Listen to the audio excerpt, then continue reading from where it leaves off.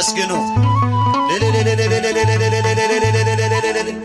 ተዝናናሁኝ በሰው ሐዘኔን የአምላክ እናት እመቤቴ ሲልልታ ይገባታል። በእጃችሁ ሞገስ ሁኚኝ ቀሪው ዘመን የአምላክ እናት እመቤታችን ሞገስ ሁኚኝ ቀሪው ዘመኔን ከአውደ ምሕረቱ ሆኜ ስጠራት ዘንበል በላ የችኝ ኪዳነ ምሕረት ሐሳብሽን ምንም የለም የሚመስለው እረፍት ያገኘሁት